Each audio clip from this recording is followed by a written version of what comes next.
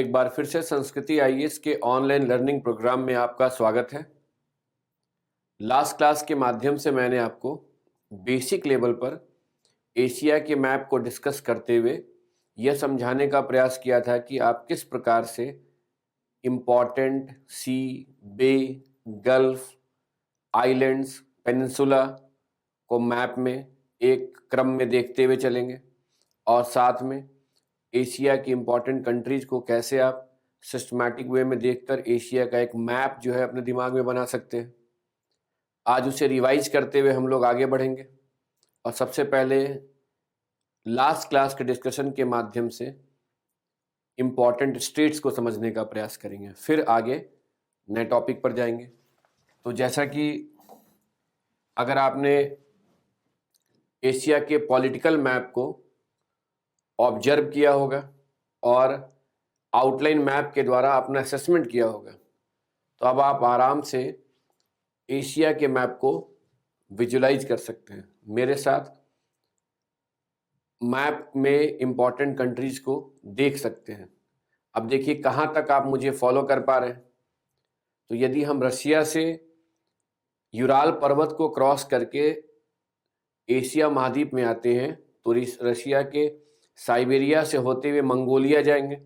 Mongolia के बाद north Korea, south Korea और चाइना से होते हुए अगर हम दक्षिण पूर्वी एशियाई देशों का अध्ययन करें तो सबसे पहले वियतनाम पहुंचेंगे।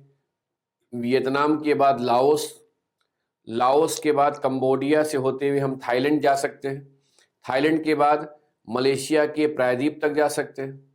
मलेशिया प्रायद्वीप के ठीक दक्षिण में आपने सिंगापुर देखा था जो एक द्वीपीय देश है। वहीं थाईलैंड के पश्चिम में भारत के पड़ोसी देशों में से आपने म्यांमार को देखा था। दक्षिण पूर्वी एशियाई देशों में वियतनाम, कंबोडिया, थाईलैंड, मलेशिया का प्रायद्वीप, म्यांमार के तो तट हैं, लेकिन लाओस एक स्थलरूप देश है, यह भी स्पष्ट हो गया था।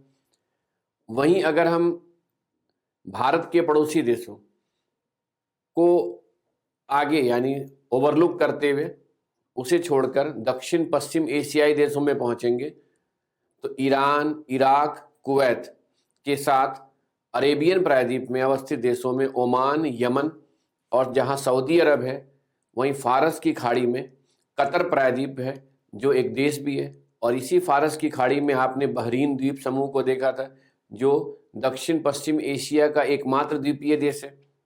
फिर आप दूसरी तरफ गए थे भूमध्य सागर के तट पर, जहां सीरिया, लेबनान, इजराइल को आपने भूमध्य सागर के तट पर देखा।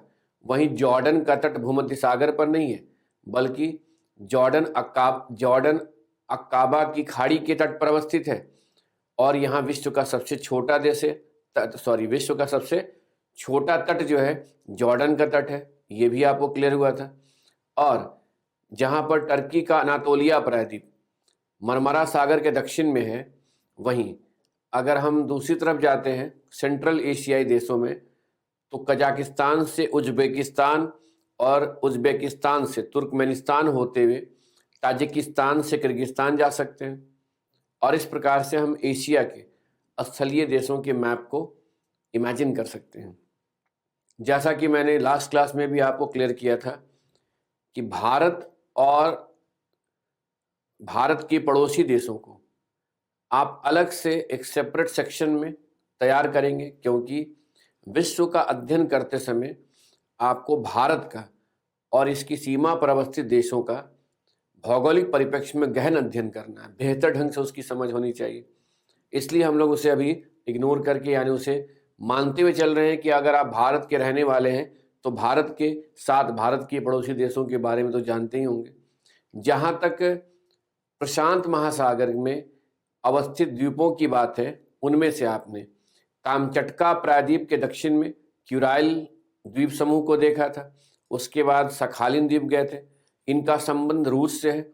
जबकि जापान के द्वीपों में सबसे पहले होकाइडो, फिर होन्सू, फिर शिकोक्यू, उसके बाद आपने क्यूशू से होते हुए ryukyu द्वीप पहुंचे थे। वहीं साउथ कोरिया नजर आया था। फिर जहां ryukyu से होते हुए हम साउथ कोरिया से आगे पहुंचे ताइवान, ताइवान के बाद फिलीपींस के लुजोन द्वीप, मिंडानाओ द्वीप से पालावान द्वीप गए थे। फिर इंडोनेशियाई द्वीप समूह में हमने सुमात्रा और बोर्नियो को विस्तृत रेखा पर देखा, और ये भी बोर्नियो द्वीप का अध्ययन करने से स्पष्ट हुआ कि इस बोर्नियो द्वीप पर केवल इंडोनेशिया का अधिकार नहीं है, बल्कि इस द्वीप पर मलेशिया के दो प्रांत थे, साबाह और सारावाक, और साथ में इन दोनों प्रांत के मध्य में दक्षिण पूर्वी एशिया का एक देश भी है, ब्रुनई। फिर आपने देखा कि जहां विस्तृत रेखा सुमात्रा और बोर्नियो को कट करती है, वहीं पर विस्तृत रेखा के दक्षिण में जावा द्वीप था, और जावा द्वीप के ईस्ट में तिमोर द्वीप था। ये सब इंडोनेशियाई द्वीप समूह है, और तिमोर के साथ वहीं बाली द्वीप भी है। इंपॉर्टेंट सी में ओखोटस सागर को आपने कामचटका प्रायद्वीप के देखिए, कामचटका प्रायद्वीप के किस तरफ, पश्चिम में देखा था। और ओखोटस सागर के बाद जापान सागर से येलो सी पहुंचे थे, जापान सागर से होते हुए येलो सी पहुंचे थे। येलो सी के साथ आपने पोहाई की खाड़ी को देखने के बाद जब आप ईस्ट चाइना सी आए थे तो वहीं ताइवान देखा था। फिर साउथ चाइना सी से होते हुए फिलीपींस के दक्षिण पश्चिम में आने पर सुलू सी के बाद सेलिबस सी के बाद बांदा सी, दूसरी तरफ बांदा सी के साथ फ्लोरस सी के बाद एक तरफ जावा सी, और अगर ईस्ट में जाएंगे तो तिमोर और अराफुरा सी है। इधर पैसिफिक ओशन को क्रॉस करने के बाद जावा सी के बाद अंडमान सागर में आपने म्यांमार के तट पर मर्तबान की खाड़ी को खोज लिया होगा, म्यांमार के तट पर। और बंगाल की खाड़ी अरब सागर से तो आप परिचित हैं। फिर वहां से आप ओमान की खाड़ी गए थे, ओमान की खाड़ी से फारस की खाड़ी, और ओमान की खाड़ी के बाद दूसरी तरफ हम अदेन की खाड़ी जा सकते हैं, जहां जाना पहचाना हुआ आपने द्वीप देखा था सोकोत्रा द्वीप, जिस पर यमन का अधिकार है। और अदेन की खाड़ी से हम चाहें तो लाल सागर में बाबेल मंदेब जल संधि को क्रॉस करके जा सकते हैं। इस प्रकार से आप रिवाइज कर सकते हैं। रिवाइज करते समय यह ध्यान रखना है कि एटलस सामने हो, और पहले आप कोशिश कीजिए। और दूसरा तरीका है कि जैसा मैंने लास्ट क्लास में भी हिंट किया था कि आउटलाइन मैप लीजिए, जहां कंट्रीज के नाम नहीं दिए हुए हैं वहां पर 1 बाई आप 1 पहले देखिए कि आप सभी कंट्रीज को पहचान पा रहे हैं कि नहीं। फिर अगर पहचान ले रहे हैं फिर रिकॉल कीजिए। अगर ये कार्य कर लिए होंगे तो अभी नेक्स्ट जो हमारा डिस्कशन का टॉपिक है वह है इम्पॉर्टेंट स्ट्रीट्स। हमें एशिया के महत्वपूर्ण जल संधियों को पहले समझना है, फिर हमें इन्हीं को आधार बनाते हुए एशिया के इम्पॉर्टेंट रिवर्स के बारे में भी विचार करना है। तो चलिए पहले एक लिस्ट बना लीजिए, और लिस्ट बनाते समय लोकेशन को पहले नोट कर लेना है, फिर एटलस में देखना है। तो इम्पॉर्टेंट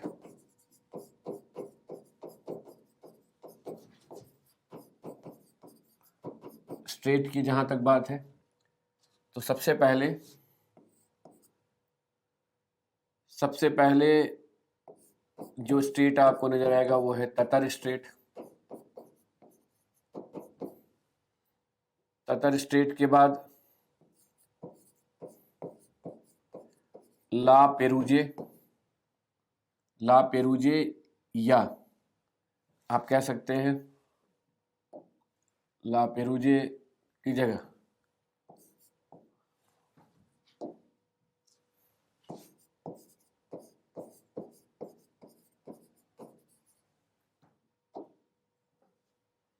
ला पेरूजे या सोया स्ट्रेट।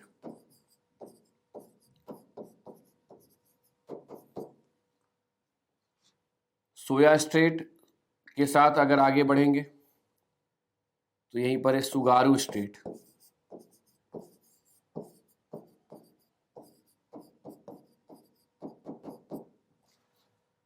सुगारू स्ट्रेट के साथ आगे अगर जाएंगे तो एक स्टेट है कोरिया स्ट्रेट।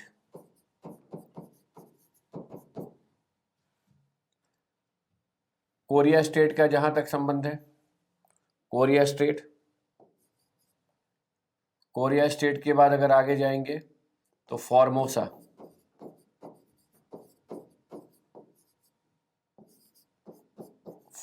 स्टेट होगा। Formosa straight. अब देखिए, एक तरह से आप चाहें तो ला पेरूजे स्ट्रेट, यानी ला पेरूजे स्ट्रेट, ततर स्ट्रेट, सोया स्ट्रेट, सुगारू स्ट्रेट, फिर एक सीक्वेंस में आए तो सुगारू स्ट्रेट के बाद कोरिया स्ट्रेट, कोरिया स्ट्रेट के बाद फॉर्मोसा स्ट्रेट, और फॉर्मोसा स्ट्रेट यानी कोरिया स्ट्रेट का जहाँ तक संबंध है। इनके अलावा यदि आप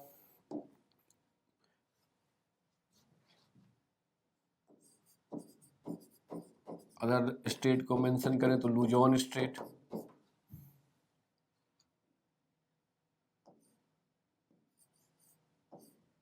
मकासार strait,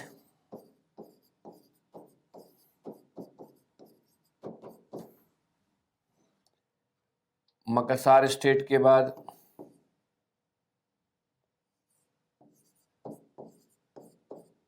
Malacca strait,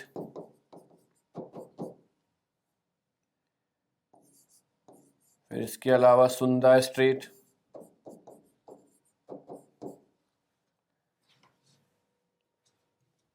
Sunda state, SUNDA Sunda state, यानी यहाँ पर ये करेक्शन कर लीजिएगा, यानी इनका सही सीक्वेंस क्या हुआ, तो फॉर्मोसा स्टेट के बाद लुजोन स्टेट, फिर Makassar strait, Malacca strait, Sunda strait, और फिर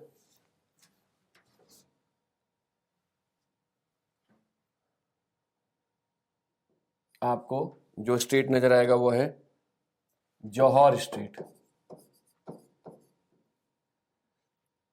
जौहर स्टेट, स्टेट ऑफ जौहर या जौहर स्टेट। जौहर स्टेट के अलावा हॉर्मुज स्टेट,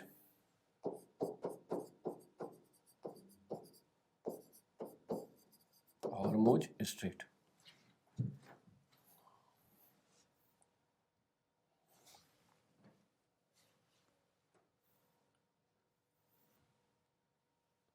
हॉर्मुज स्टेट आप चाहें तो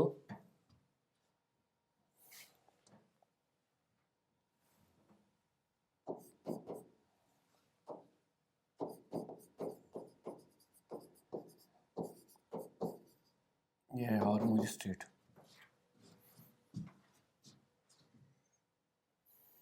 टेक्नोलॉजी का यूज करने पर कई बार टेक्नोलॉजी साथ भी नहीं देता है, तो जहाँ टेक्नोलॉजी नहीं साथ देता है वहाँ आप वहाँ पर मानो कि अपनी जो क्षमता है उसका यूज़ करना है। तो टेक्नोलॉजी का यूज़ करके सिर्फ हमने क्या किया, जो लिखा है वो अपने आप स्पेलिंग ले रहा है। तो कहीं पर आप जहाँ पर देख रहे हैं, तो जैसे अब यहाँ देखिए, ये ततर स्टेट से ततर स्टेट, फिर सोया स्टेट, सुगारू स्टेट। अब इन्हें एक एक करके आपको जो हमने लिस्ट दिया है उनको मैप में देखना है, एटलस में। फिर उसके बाद उस पर एक आपको सेंस डेवलप करना है, और कोशिश कीजिएगा कि जो स्टेट आप देख रहे हैं उसे साथ साथ में लैंग्वेज भी दीजिएगा, क्योंकि अब आप जिस लेवल पे आ चुके हैं वहाँ पर आपको लोकेशन को मार्क करना है, और जितना इंफॉर्मेशन मैप की सहायता से आप जनरेट कर सकते हैं, यानी जितनी जानकारी आपको मैप का अध्ययन करने से ही मिल जाए उतने को लैंग्वेज देने का कोशिश कीजिएगा। अब देखिए, अब जैसे आप यहाँ पर आएंगे तो यह है सखालिन द्वीप और यह है रशिया। आप ऑलरेडी अमूर नदी से परिचित हैं, क्योंकि आपने अमूर नदी को चीन और रशिया की सीमा से होते हुए इस सखालिन द्वीप समूह के समीप गिरते हुए देखा है। अब इस सखालिन द्वीप से अगर आपको रशिया आना है तो एक जलसंधि क्रॉस करना पड़ेगा। ये जलसंधि है ततर स्ट्रेट, ततर जलसंधि।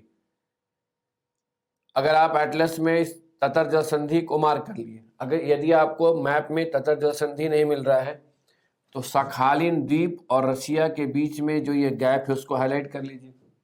हाईलाइट करने के बाद ही आपको चीजें स्पष्ट हो जाएंगी, क्योंकि ततर जलसंधि सखालिन द्वीप को रूस से अलग करती है, ओखोटस्क सागर को जापान सागर से जोड़ती है। चूंकि आप इनके बारे में पहले से जानते हैं, इसलिए आप इनको ही आधार बनाकर आप जल संधि के बारे में एक्सप्लेन कर सकते हैं। और जब जिसे आप सोच ले रहे हैं, समझ ले रहे हैं, उसे लिखने में कहाँ डिफिकल्टी है। इतना सिंपल लैंग्वेज जो है उससे कम से कम आप देने का कोशिश कीजिए। क्योंकि देखिए, आप यूपीएससी की तैयारी कर रहे हैं, पीसीएस की तैयारी कर रहे हैं, जहां आपको मेंस देना है, वहां पे आपको धीरे धीरे जो है अपने अंदर एक ऐसे स्किल को डेवलप कर लेना है जहां पर अगर किसी टॉपिक की समझ है तो टॉपिक की समझ के साथ साथ अगर वो टॉपिक अलग अलग जगहों पे आपने पढ़ा हो, उन सबको मिलाकर अगर आप किसी नए इंफॉर्मेशन को क्रिएट कर रहे हैं और वो क्रिएट करने आपको आ जा रहा है, तो समझिए आपके लिए मेंस क्वालिफाई करना बाएं हाथ का खेल हो सकता है, अगर आप सिलेबस पर अपनी समझ विकसित कर लिए हैं। और यही मैं आपको यहाँ याद दिला रहा हूँ कि सबसे आसान तरीका क्या है कि मैं आपको डिक्टेट करा दूं कि लिखिए, ततर जल संधि साखालिन द्वीप को रसिया से अलग करती है, ओखोटस सागर को जापान सागर से जोड़ती है।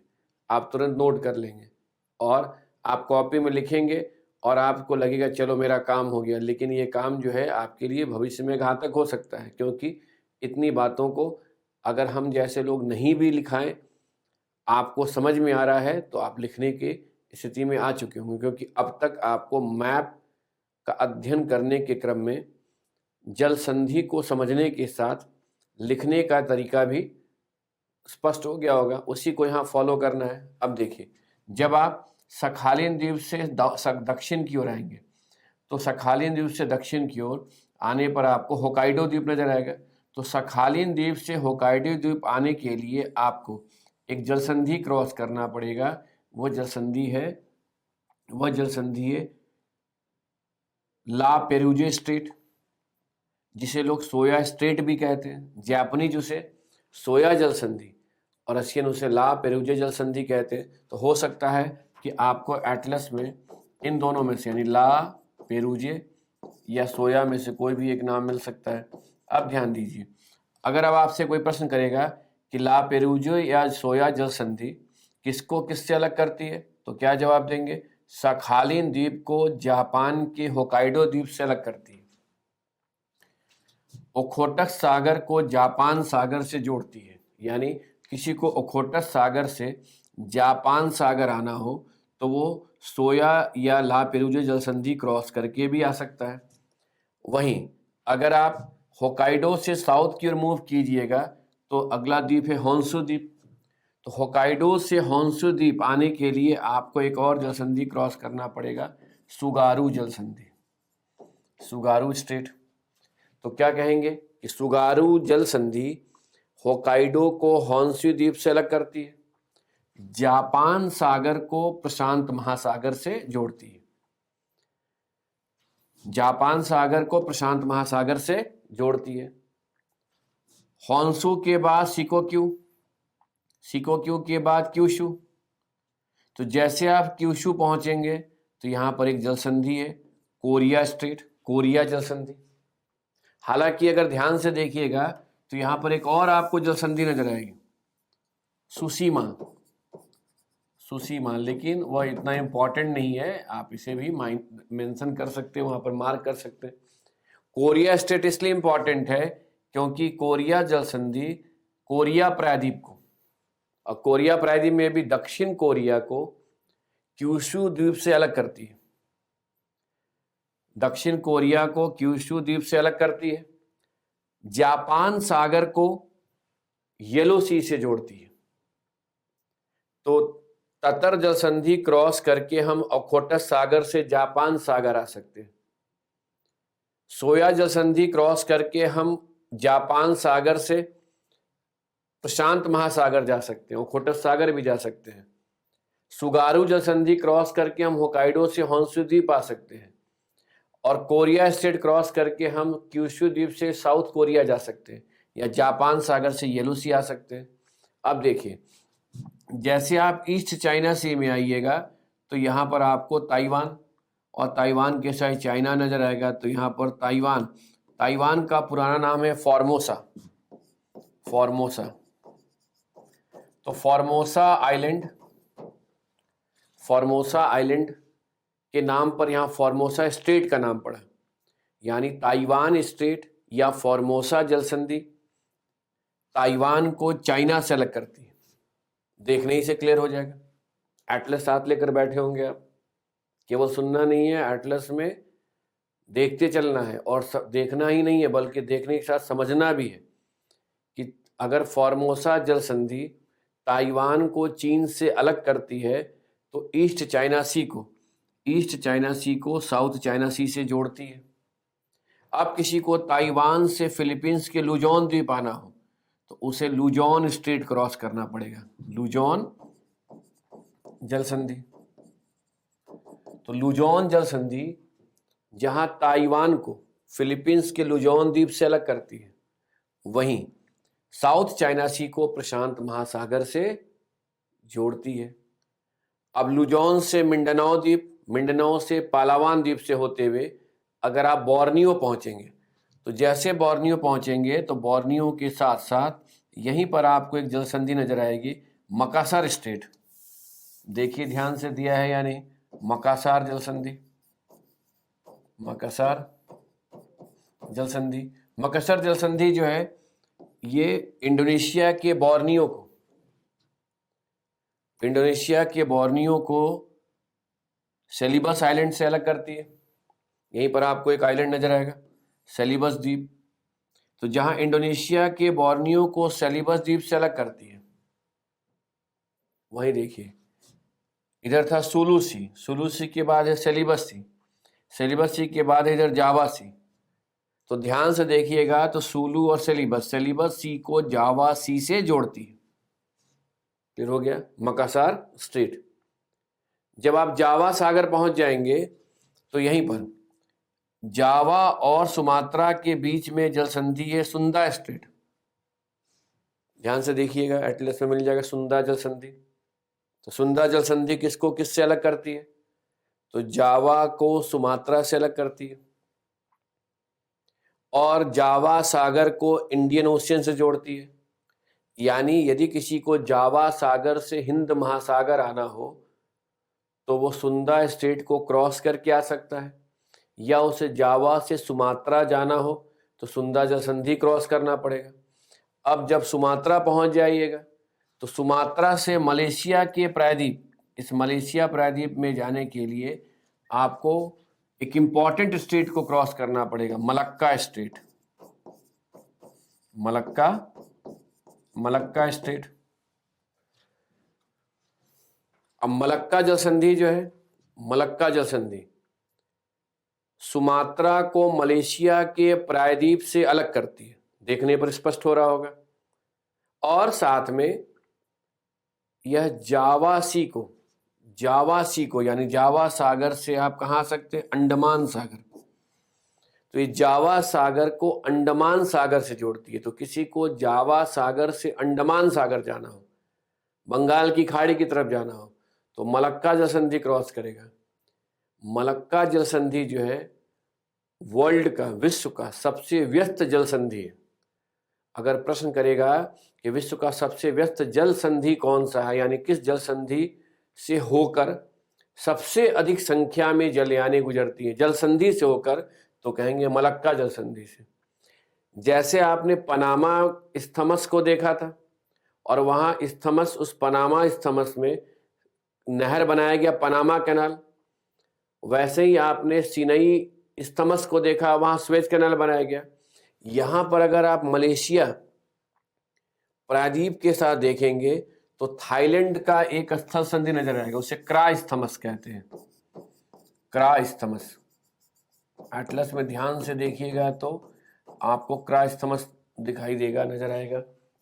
ये जो स्थमस है, चाइना ने यह प्रस्ताव दिया कि भाई इस क्रा स्थमस से अगर हम एक नहर बना देते हैं, एक समुद्री मार्ग बना देते हैं, तो हमें इस मलक्का जल संधि से होकर नहीं जाना होगा, बल्कि साउथ चाइना सी से सीधे, साउथ चाइना सी से होते हुए सीधे हम इस क्रा स्थमस में नहर बनाकर इंडियन ओशियन में आ सकते हैं। लेकिन कहीं ना कहीं दक्षिण पूर्वी एशियाई देशों में थाईलैंड इससे एग्री नहीं किया, और यह एक विचार है, एक प्रस्ताव है। यह प्रश्न यूपीएससी में भी पूछा गया कि मलक्का जल संधि से जो जलयानें जाती हैं उन्हें अगर कम समुद्री दूरी तय करते हुए हिंद महासागर में जाना हो तो कौन से मार्ग को बनाने की आवश्यकता होगी, तो वहां था विकल्प क्रा इस्थमस। अब देखिए ध्यान से, अगर आप मैप में सिंगापुर और मलेशिया प्रायद्वीप के लोकेशन को ऑब्जर्व करेंगे, देखेंगे, तो यह आपको देखने को मिलेगा कि यह मलेशिया और सिंगापुर के बीच में एक गैप है, क्योंकि सिंगापुर एक आइलैंड है। अब सिंगापुर अगर द्वीप है तो इस द्वीप से मलेशिया के प्रायद्वीप में जाने के लिए समुद्र तो क्रॉस करना होगा, लेकिन जो सकरा जलीय भाग है उसे कहते हैं जौहर स्ट्रीट। जौहर स्ट्रीट। जब आप सिंगापुर से मलेशिया जाते हैं या मलेशिया से आप सिंगापुर आएंगे तो आपको इस जौहर जलसंधि को क्रॉस करना पड़ेगा।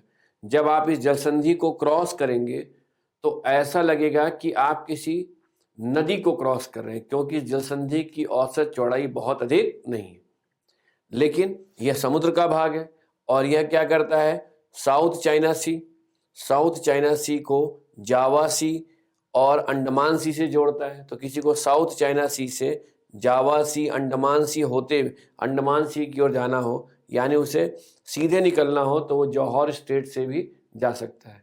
तो ध्यान दीजिए, जौहर जलसंधि मलेशिया के प्रायद्वीप को सिंगापुर से अलग करती है और साथ ही यह साउथ चाइना सी को अंडमान सागर या हिंद महासागर से जोड़ती है। सिंगापुर जो है इंट्रेपोर्ट का उदाहरण है।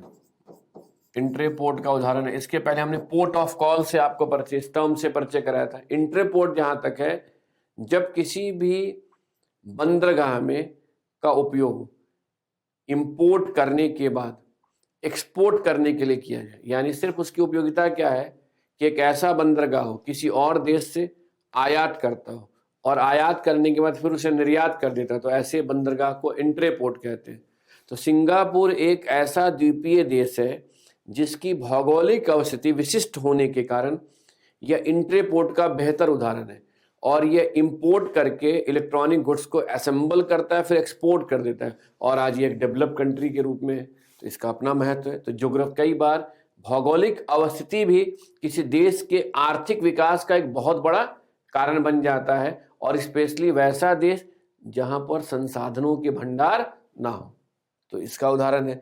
अब सोचिए, अगर आप अंडमान सागर से होते हुए, बंगाल की खाड़ी, अरब सागर से होते हुए ओमान की खाड़ी पहुंचते हैं, यहाँ गल्फ ऑफ ओमान, और गल्फ ऑफ ओमान से अगर आपको पर्शियन गल्फ जाना हो तो यहाँ पर आपको एक जलसंधि क्रॉस करनी होगी। ध्यान से देखिएगा, है ऐसी कोई जलसंधि जिसका नाम स्ट्रेट ऑफ हॉर्मुज हो, स्ट्रेट ऑफ हॉर्मुज।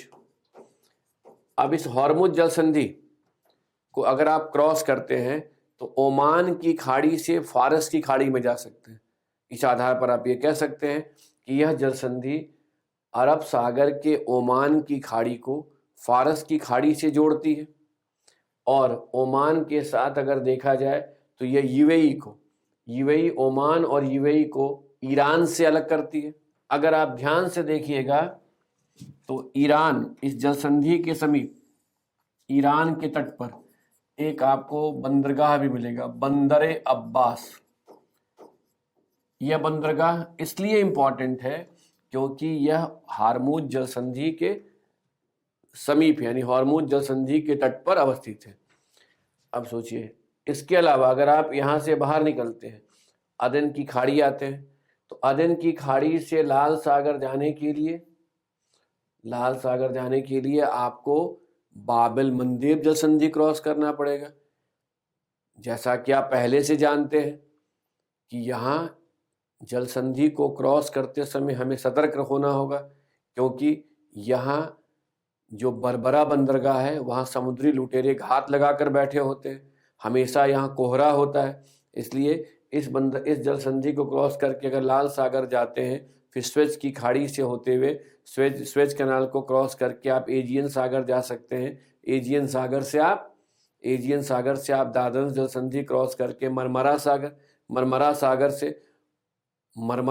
से बॉस्फोरस जल संधि क्रॉस करके काला सागर, काला सागर से कर्क जल संधि क्रॉस करके अजोब सागर, अजोब सागर से डॉन रिवर से होते हुए रशिया, फिर वहाँ से ओनेगा नदी, ओनेगा नदी से दविना नदी, दविना नदी से मेजन, मेजन से पिचोरा नदी होते हुए आप यूराल पर्वत क्रॉस करके ओब नदी पहुँच सकते हैं। ओब नदी से येनिसी नदी, येनिसी नदी से लीना नदी, लीना नदी से आप कोलियामा नदी तक आ सकते हैं, कोलियामा नदी से आप अमूर नदी।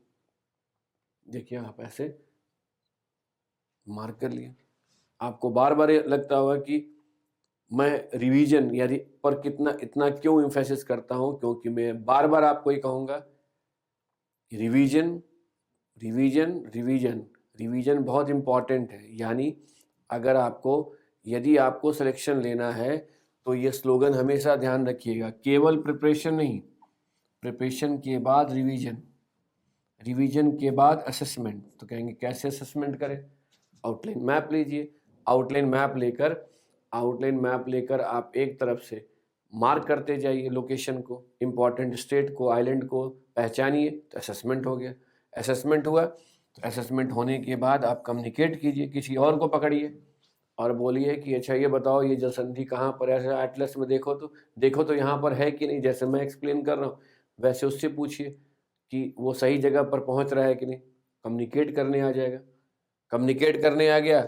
उसके बाद आराम से जब पूरा वर्ल्ड मैप तैयार हो जाएगा, वर्ल्ड के रीजन को, तब जाकर आप क्या कीजिए, टेस्ट कैसे लेंगे? तो टेस्ट लेंगे लिख कर, पहले लेंगे कि जो आपको समझ में आ रहा है उसको लिखते हैं, लैंग्वेज देते हैं। टेस्ट लीजिए, टेस्ट लीजिए, टेस्ट लेने के बाद फिर आप उसके बाद देखिए इंटरेक्ट कीजिए, टेस्ट ऑब्जेक्टिव भी लीजिए, सब्जेक्टिव भी लीजिए, फिर इंटरेक्ट कीजिए। अब इंटरेक्शन हम जैसे लोगों से कीजिए, कांटेक्ट कीजिए कि हमने वर्ल्ड मैप तैयार कर लिया। तो इंटरेक्शन कैसे होता है? एक इंटरेक्शन मैं आपसे कर रहा हूँ कि अभी आपको ये करना है, फिर आगे फिर टॉपिक पे ले जाऊँगा तो मैं बोलूँगा अब आपको ये करना है। तो आप एक तरह से मैं आपसे इंटरेक्ट ही कर रहा हूँ और उस लेवल पे इंटरेक्ट कीजिए, अपने आप आपको फील होगा कि एकदम आप सही डायरेक्शन में, सही डायरेक्शन में जो है आगे बढ़ रहे हैं। यानी प्रैक्टिस, अगर प्रैक्टिस की बात करें तो कहीं ना कहीं ये इम्पॉर्टेंट है कि आप कैसे प्रैक्टिस को महत्व दे रहे हैं। ये तो इसलिए प्रैक्टिस प्रैक्टिस प्रैक्टिस यही आपको सिलेक्शन दिलाएगा। और ये वर्ल्ड मैप के आप लास्ट स्टेज में, तो मुझे ये इसलिए यहाँ रुक कर इम्फेसाइज करना पड़ रहा है क्योंकि मैंने आपको आराम आराम से नॉर्थ अमेरिका से लेकर अफ्रीका, साउथ अमेरिका, यूरोप सभी जगह का सैर कराते हुए एशिया तक ले आया हूँ।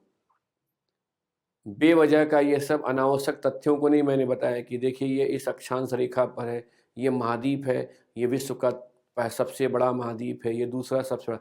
जो तथ्य किताबों में लिखे रहते हैं अक्षांश देशांतर वाले, क्षेत्रफल वाले, उनकी यहाँ बातें नहीं कर रहे हैं, बल्कि आपको समझाने की कोशिश करें कैसे आप मैप को कवर करेंगे। अभी आपको खुद ही क्लियर हो जाएगा फिर इस सेक्शन से भी कि हम अगर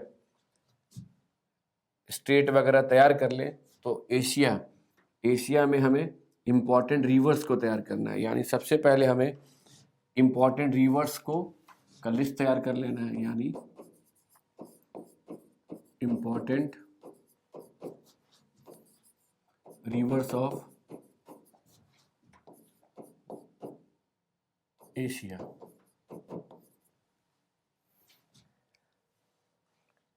स्पेशली यदि इम्पॉर्टेंट रिवर्स के लिस्ट को तैयार करेंगे तो जिससे आप पहले से परिचित हैं, ओब, येनिसी, लेना, कोलियामा और अमूर, ये सभी एशियाई रसिया की नदियां हैं। इसके अलावा अब आगे हमें जिसे देखना है वह है वांगो,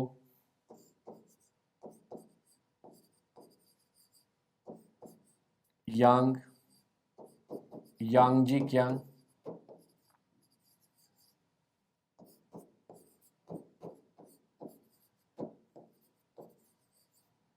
सीकियांग, ये तीनों ही चाइना की इंपॉर्टेंट रिवर्स है। उसके बाद रेड या होंग रिवर, फिर मेकोंग। रेड या होंग रिवर को देखने के लिए आपको वियतनाम जाना होगा। मेकोंग दक्षिण पूर्वी एशिया की सबसे लंबी नदी है। मेकोंग के बाद छाओ फ्राया,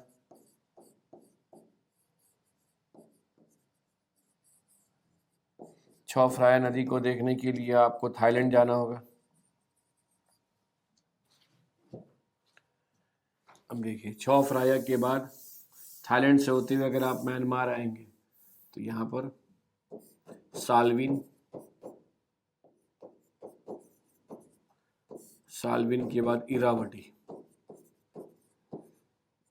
इरावदी भारत और पड़ोसी देशों को छोड़ते हुए पहुंच जाना है दक्षिण पश्चिम एशिया। टिग्रिस, यूफ्रेट्स, उसके बाद जॉर्डन रिवर,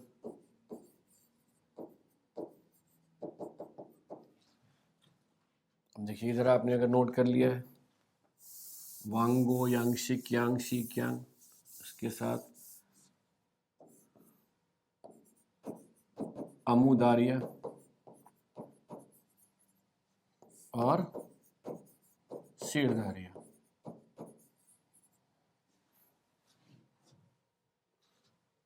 तो अगर आपने इंपॉर्टेंट रिवर्स, एशिया के इंपॉर्टेंट रिवर्स के इस लिस्ट को नोट कर लिया है तो अब आगे हम लोग वन बाय वन इसे समझने का प्रयास करें। इससे कम से कम आपको एक बात स्पष्ट हो जानी चाहिए कि जिस प्रकार यूरोप में नदियों का आर्थिक और सामाजिक महत्व अधिक है, उसी प्रकार एशिया में भी नदियों का अपना आर्थिक और सामाजिक महत्व है। और हमें मानव के दृष्टिकोण से जो लोकेशन महत्वपूर्ण होगा उसे पहले तैयार करना है, उस पर पहले फोकस करना है। और इसलिए हम इन सभी को पहले हम इन्हें समझेंगे, उसके बाद आगे अन्य लोकेशन पर विचार करेंगे। तो देखिए, अगर आप ओब नदी से, ये ओब नदी है जिससे आप परिचित हैं, और ओब की सहायक यहाँ पर इर्तिश ये नदी था। उसके बाद देखिए ये येनिसी नदी, इससे भी आप परिचित हैं, जो कहाँ गिरती है, येनिसी की खाड़ी, दोनों कारा सागर में। और बैकाल झील से निकलने वाली अंगारा नदी येनिसी से आकर मिल जाती है। बैकाल झील से निकलने वाली ये लीना नदी है जो लापटेप सागर में जाकर गिरती है। उसके बाद ये कोलियामा नदी है जो कोलियामा पर्वत से निकलने के बाद ईस्ट साइबेरियन सी में गिरती है। उसके बाद अब हमें यहाँ ध्यान देना है, ये वांगो नदी है। वांगो नदी जो है, वांगो नदी ध्यान से देखिए एटलस में, तो यह नदी उत्तरी चीन की एक महत्वपूर्ण नदी है। यहाँ परिचित है पहले से इस जगह पर, सॉरी ये तो अमूर नदी है, सॉरी ये अमूर नदी है, ये अमूर नदी है क्योंकि यहाँ सखालिन द्वीप है और अभी हम रसिया में ही हैं। चूँकि ये चाइना था इसलिए मैं कन्फ्यूज कर गया, रसिया, चाइना से रसिया में इंटर करके अमूर नदी गिरती है। हाँ, अब यहाँ आएंगे तो ये येलो सी में ये पोहाई की खाड़ी है। और देखिए ये है वांगो नदी। ये जो वांगो नदी है ये उत्तरी चीन की एक महत्वपूर्ण नदी है जो येलो सी के पोहाई की खाड़ी में गिरती है। कहाँ पे गिरती है? गल्फ ऑफ पोहाई की, गल्फ ऑफ पोहाई, पोहाई की खाड़ी में गिरती है। तो पहला स्टेटमेंट देखते ही स्पष्ट हो गया कि वांगो उत्तरी चीन की एक महत्वपूर्ण नदी है जो येलो सी के पोहाई की खाड़ी में गिरती है। ध्यान से एटलस में देखिएगा तो आपको यहाँ पर गोबी मरुस्थल नजर आएगा, गोबी डेजर्ट।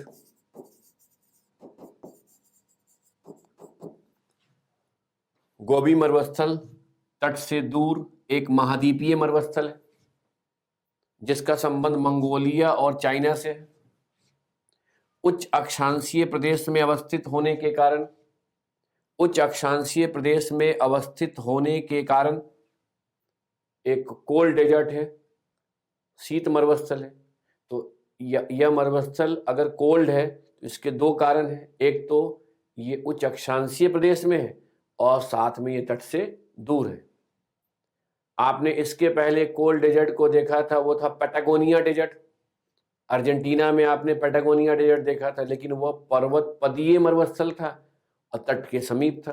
तो अगर हम पैटागोनिया और गोबी मरुस्थल की बात करें तो पैटागोनिया से गोबी मरुस्थल का दैनिक और वार्षिक तापांतर अधिक होना चाहिए, क्योंकि यह तट से दूर है, यहाँ स्थलीय प्रभाव अधिक होगा। अब देखिए, यहाँ अगर आप गोबी मरुस्थल में जो रेत मिलता है उसे यहाँ लोग लोएस कहते हैं, LOES। यहाँ के रेत या सैंड को लोएस कहा जाता है। तो वांगो नदी गोबी मरुस्थल के लोएस को अपने साथ बहाकर ले जाती है। अब सोचिए, जब ये अपने साथ रेत को बहाकर ले जाएगी तो कहेंगे ना, इसलिए ही इस नदी में जल का रंग पीला नजर आता है, जिसके कारण वांगो नदी को, इस नदी को येलो रिवर भी कहते हैं, येलो नदी भी कहते हैं, पीली नदी भी कहते हैं।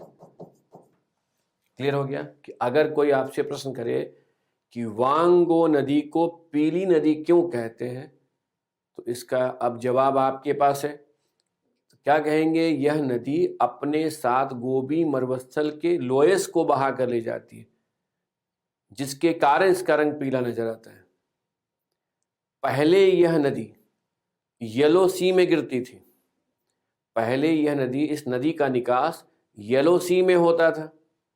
इस नदी ने अपने अपवाह मार्ग को परिवर्तित किया है, जिससे अब इसका निकास ओहाई की खाड़ी में होता है। इस नदी के द्वारा अपवाह मार्ग में परिवर्तन किए जाने के कारण, समय समय पर यह अपने मार्ग को परिवर्तित करते रहती है, यानी इस नदी के द्वारा अपवाह मार्ग में परिवर्तन किए जाने के कारण ही उत्तरी चीन में बाढ़ आने की संभावनाएं बनी रहती हैं। इसलिए इस नदी को सॉरो ऑफ चाइना भी कहते हैं, सॉरो ऑफ चाइना, चीन का शोक भी कहते हैं। क्लियर हो गया? अब ध्यान दीजिए,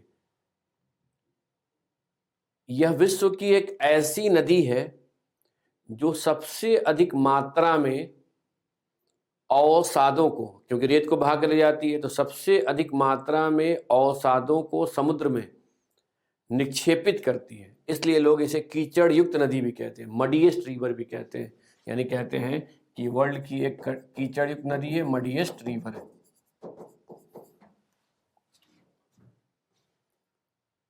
मैं उम्मीद कर रहा हूं कि आप लोग साथ में सुनते भी चल रहे हैं, क्योंकि अभी लोकेशन तो आपने देख लिया। अब जो मैं बोल रहा हूं उसको अपना मेन वर्ड नोट करते चल रहे हैं, क्योंकि मेरे बोलने की रफ्तार, आपके लिखने की रफ्तार दोनों मैच कर गया, तो क्योंकि इससे भी कहीं तेज रफ्तार में आपको लिखना होगा एक मीन्स में। तो कोशिश ये कीजिए कि जहां पर ऐसी बातें एक तरह से बोल रहा हूं तो मेन पॉइंट अपना नोट करते चलिए। अब ध्यान दीजिए, अगर आप एटलस में देखेंगे तो यह पाएंगे कि जहां पर ये वांगो नदी जो है, ये वांगो नदी चाइना के जिस प्रांत से होकर गुजरती है उसमें से एक है सांगसी सेंगसी, इसको XI लोग सांसी सेंसी भी कहते हैं। हो सकता है आपको एटलस में नहीं मिले, तो ये नोट कर लेना है कि सांगसी सेंगसी प्रांत कोयला भंडार की दृष्टि से, सांगसी सेंगसी प्रांत कोयला भंडार की दृष्टि से चीन का एक महत्वपूर्ण क्षेत्र है। तो आप कह सकते हैं कि वांगो नदी बेसिन, वांगो नदी के अपवाह क्षेत्र में सांगसी सेंगसी प्रांत कोयला के भंडार की दृष्टि से चीन का एक महत्वपूर्ण क्षेत्र है। इस नदी के तट पर नहीं, नदी बेसिन के समीप नहीं, बल्कि इस नदी के अपवाह क्षेत्र में चीन की राजधानी बीजिंग, जिसको लोग पेकिंग भी कहते हैं, बीजिंग अवस्थित है और बंदरगाह तियानजिन अवस्थित है। बंदरगाह कौन सा है? तियानजिन। तो इसलिए इस नदी का महत्व बढ़ जाता है। अब मैं सारी बातों को फिर से एक बार रिपीट कर दे रहा हूं कि वांगओ नदी उत्तरी चीन की एक महत्वपूर्ण नदी है जो येलो सी के पोहाई की खाड़ी में गिरती है। यह नदी गोबी मरुस्थल के लोयस को अपने साथ बहाकर ले जाती है, इसलिए इस नदी के में जल का रंग पीला नजर आता है, जिसके कारण इसे पीली नदी भी कहते हैं। यह विश्व की एक ऐसी नदी है जो सबसे अधिक मात्रा में अवसादों को समुद्र में निक्षेपित करती है, इसलिए लोग इसे मडीएस्ट रिवर भी कहते हैं, कीचड़ युक्त नदी भी कहते हैं। इस नदी के द्वारा समय समय पर अपवाह मार्ग में परिवर्तन किए जाने के कारण उत्तरी चीन में बाढ़ आने की संभावनाएं बनी रहती है, इसलिए इसे चीन का सौरो ऑफ चाइना या चीन का शोक भी कहते हैं। इस नदी के अपवाह क्षेत्र में सांगसी सेंगसी प्रांत कोयला के भंडार की दृष्टि से उत्तरी चीन का या चीन का एक महत्वपूर्ण क्षेत्र है, और इस नदी के अपवाह क्षेत्र में चीन की राजधानी बीजिंग और बंदरगाह तियानजिन अवस्थित है। देखिए, यह आपको, अगर आप मैप देख रहे हैं तो मैप देखने के बाद जिस रिवर को हम लोग अभी देख रहे थे वही यहाँ पर और क्लियर आपको यहाँ पर डायग्राम नजर आ गया। ये वांगो नदी है, ये पोहाई की खाड़ी है, ये पोहाई की खाड़ी है। इधर गोबी मरुस्थल, ये मंगोलिया का, आपको ये रसिया, मंगोलिया और यहाँ यहीं गोबी मरुस्थल को देखिएगा। और इसके आधार पर यदि आप इस मैप को देखें तो देखिए वांगो नदी बेसिन का जो ये मैप है, तो कई सारे गांगसू प्रांत, सिचुआन प्रांत, सांगसी प्रांत, तो ये जो सांगसी प्रांत है, सांगसी प्रांत, यह रीजन जो है कोयला भंडार के लिए इम्पोर्टेंट। बाकी नाम पर आपको ध्यान नहीं देना है, जो इम्पोर्टेंट है, जो समझना है वो ये समझना है कि अगर ये वांगो नदी का क्षेत्र है तो इसी के अपवाह क्षेत्र में देखिए ये बीजिंग और बंदरगाह कौन सा, तियानजिन है। तो ये था वांगो नदी की बात। वांगो नदी से अगर आप यांगजी क्यांग रिवर पे जाएंगे, यांगजी रिवर भी कहते हैं और लोग इसे यांगजी क्यांग नदी भी कहते हैं, यांगजी क्यांग नदी। इसे लोग चाइना में अब यांगजी रिवर इसलिए कहते हैं क्योंकि इसके साउथ में जो नदी है सी क्यांग, दोनों का नाम बहुत ज़्यादा मिलता जुलता है। और चाइना में स्टार्टिंग के जो अल्फ़ाबेट होते हैं, जो उनको क्या किया जाता है, उनकी जगह लास्ट के वर्ड लोग बोलते हैं तो कई बार कन्फ्यूजन हो जाता है, इसलिए इसका शॉर्ट नाम कर दिया। लेकिन हमारे यहाँ अभी भी लोग यांगजी को यांगजी क्यांग नदी के नाम से भी जानते हैं। अगर आप एटलस में तियानजिन बंदरगाह से होते हुए, एटलस पे ध्यान दीजिएगा कि तियानजिन बंदरगाह से होते हुए साउथ की ओर मूव करते हैं तो आपको एक बंदरगाह मिलेगा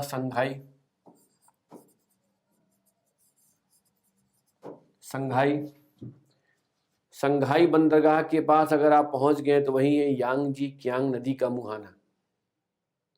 तो यांगजी क्यांग नदी को एटलस में मार्क करने के पहले आपको संघाई को मार्क कर लेना है, और संघाई के बाद अगर आप आगे बढ़ेंगे तो आपको एक और शहर मिलेगा WUHAN, वुहान। आज के समय वुहान पूरे वर्ल्ड में बच्चा इस शहर से परिचित हो गया, क्योंकि वुहान ही वह जगह है जहां से कोरोना यानी कोविड-19 का प्रकोप प्रारंभ हुआ। और किस नदी के तट पर है, यांगजी क्यांग नदी के तट पर है। वुहान से अगर आप आगे बढ़िएगा तो वुहान से आगे जाने पर आपको एक और शहर मिलेगा चोंगकिंग। इन तीनों को ज्वाइन कर लीजिए। और देखिए मैं कैसे कह रहा हूँ, यहाँ पर है संघाई के बाद यहीं पर है एक और बंदरगाह नानजिंग, नानजिंग के बाद देखिए यहाँ है वुहान। तो संघाई नानजिंग से इसको ऐसे ज्वाइन किए वुहान, और वुहान से होते हुए फिर देखिए यहाँ पर है चोंगकिंग को ऐसे क्या कीजिए, इस पॉइंट को यहाँ से ऐसे ज्वाइन कीजिए, और जब इसे ऐसे लिंक कर लेंगे तो आप कौन सी नदी को मार्क कर लें, यांगजी क्यांग नदी को। अभी आप जिस नदी को देख रहे हैं वह एशिया की सबसे लंबी नदी है, यानी यांगजी क्यांग एशिया की सबसे लंबी नदी है जो ईस्ट चाइना सी में गिरती है। जो कहाँ गिरती है? ईस्ट चाइना सी में गिरती है। इस नदी पर निर्मित 3 गॉर्ज डैम विश्व का सबसे बड़ा बांध, सबसे लंबा बांध हो चुका है। इस 3 गॉर्ज डैम के बनने के पहले हमारे देश में उड़ीसा का हीराकुंड डैम विश्व का सबसे लंबा बांध था, लेकिन जब ये 3 गॉर्ज डैम बन गया तब हीराकुंड डैम अब दूसरे नंबर पे आ गया है। और यांगजी कियांग नदी पर यह आपको यहाँ 3 गॉर्ज डैम दिखाई देगा। इस रीजन में 3 गॉर्ज डैम। गॉर्ज नाम से आप परिचित हैं, नदी के द्वारा निर्मित वी आकार की घाटी, तो समझ जाइए गॉर्ज पर यह डैम बनाया गया है। अब देखिए, यांगजी कियांग नदी के मुहाने पर अवस्थित संघाई चीन का सबसे बड़ा बंदरगाह है। चीन का सबसे बड़ा बंदरगाह है। यह विश्व का सबसे बड़ा गैर राजधानी शहर है। इन टर्म्स ऑफ एरिया विश्व का सबसे बड़ा गैर राजधानी शहर। अब अगर यह सबसे बड़ा बंदरगाह है तो एक बात तो स्पष्ट है कि यह जलयान उद्योग का एक महत्वपूर्ण केंद्र होगा, इसलिए चीन में जलयान उद्योग का एक महत्वपूर्ण केंद्र भी है। 3 बातें स्पष्ट हो गई। सबसे बड़ा बंदरगाह होने के साथ जलयान उद्योग का केंद्र है, विश्व की सबसे बड़ी गैर राजधानी शहर है, यांगजी कियांग नदी के मुहाने पर तो है। चूंकि यांगजी कियांग नदी बेसिन के क्षेत्र में कपास की खेती बहुत अधिक होती है, इसलिए कच्चा माल यहाँ उपलब्ध है और संघाई की जनसंख्या बहुत अधिक है, इसलिए यहाँ बाजार भी है, सस्ते श्रमिक भी उपलब्ध है।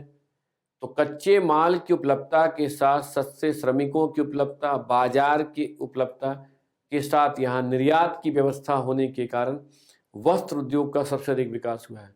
तो संघाई चीन में वस्त्र उद्योग का सबसे बड़ा केंद्र है, इसलिए संघाई को चीन का मैनचेस्टर भी कहते हैं। संघाई को चीन का मैनचेस्टर भी कहते हैं। यानी जैसे आपने सौ पोलो को देखा था जो कि ब्राजील का मैनचेस्टर था, जैसे आपने न्यूयॉर्क सिटी को देखा था, वह भी सबसे बड़ा बंदरगाह था, रेडीमेड वस्त्र उद्योग का सबसे बड़ा केंद्र था, वैसे ही यहाँ संघाई है। संघाई से होते हुए जब आप यांगजी कियांग नदी के जलमार्ग से होकर वुहान पहुंचेंगे, तो वुहान जो है WUHAN वुहान, यह सेंट्रल और दक्षिणी चीन में लौ इस्पात और भारी इंजीनियरिंग उद्योग का एक महत्वपूर्ण केंद्र है। वुहान से होते हुए जब आप आगे जाएंगे, चोंगकिंग पहुंचेंगे, तो चोंगकिंग है, ये चीन में कागज उद्योग का एक महत्वपूर्ण केंद्र है। क्लियर हो गया? यांगजी कियांग नदी क्यों इंपॉर्टेंट है? तो एशिया की सबसे लंबी नदी है। यांगजी कियांग नदी क्यों इंपॉर्टेंट है? इस पर विश्व का सबसे लंबा बांध, बड़ा बांध 3 गॉर्ज डैम बनाया गया। यांगजी कियांग नदी का आर्थिक महत्व क्यों अधिक है? क्योंकि यहाँ पर कपास की खेती तो की ही जाती है, जिससे यहाँ वस्त्र उद्योग का विकास हुआ है। संघाई इसमें सबसे बड़ा औद्योगिक केंद्र हुआ और इस क्षेत्र में कई सारी इंडस्ट्रियल सिटी हैं, जिसमें वुहान लौ इस्पात भारी इंजीनियरिंग उद्योग का एक इम्पॉर्टेंट सेंटर है। तो इसका महत्व था। जैसे ही आप यांगजी कियांग नदी से दक्षिण की ओर मूव करेंगे तो आपको हांगकांग नजर आएगा। अगर आप हांगकांग पहुंच जाएंगे तो देखिए हांगकांग पहुंचने के साथ ही देखिए, अगर हांगकांग है तो एक तरफ तो पहले एटलस में हांगकांग को नोटिस कीजिए। हांगकांग के साथ यही देखिए एक बंदरगाह आपको दिखाई देगा, ग्वांगझो। इस ग्वांगझो बंदरगाह का पुराना नाम है कैंटोन। तो पहले एटलस में हांगकांग को हाईलाइट करना है, फिर ग्वांगझो के साथ कैंटोन को हाईलाइट करना है। ग्वांगझो को हाईलाइट करेंगे तो कैंटोन वहीं नहीं लिखा हो तो ब्रैकेट में लिख लीजिए। और इसी ग्वांगझो जो है के पास से एक नदी गिरती है हांगकांग के समीप, वो है सी क्यांग नदी। तो देखिए, अगर कोई ऐसी नदी है, जैसे अभी आपने इस येलो रिवर को देखा, येलो रिवर को, साथ में आपने किसको देखा, ये यांगजी रिवर को देखा, जिसको यांगजी क्यांग भी कहते हैं, संघाई से होते हुए। उसके बाद अगर यहाँ हांगकांग के पास आएंगे तो देखिए यहाँ जी क्यांग रिवर है, जी रिवर लिखा हुआ है। यहीं पर देखिए आपको यहाँ पर एक ग्वांगजो बंदरगाह मिलेगा, यही हांगकांग है। तो क्या स्पष्ट हो रहा है कि सी क्यांग, हम लोग प्रोनाउंस करेंगे सी क्यांग। सी क्यांग दक्षिणी चीन की एक महत्वपूर्ण नदी है। मैं आप देखते हैं क्लियर हो गया, जो हांगकांग के समीप दक्षिणी चीन सागर में गिरती है। ये भी मैप से क्लियर हो रहा है। इस नदी के मुहाने के समीप ग्वांगजो बंदरगाह अवस्थित है। हांगकांग के समीप अवस्थित होने के कारण, हांगकांग के समीप अवस्थित होने के कारण ग्वांगजो बंदरगाह का आर्थिक महत्व अधिक है। यह रसायन उद्योग, रसायन और कागज उद्योग का एक महत्वपूर्ण केंद्र है, जिसमें केमिकल इंडस्ट्री इंपॉर्टेंट है, तो कह सकते हैं रसायन उद्योग का एक महत्वपूर्ण केंद्र है। तो देखिए, चीन में अगर हम नॉर्थ से साउथ की ओर आए तो उत्तरी चीन में वांगो नदी का अपवाह क्षेत्र है। सेंट्रल चीन में यांगजी क्यांग या यांगजी नदी का अपवाह क्षेत्र है।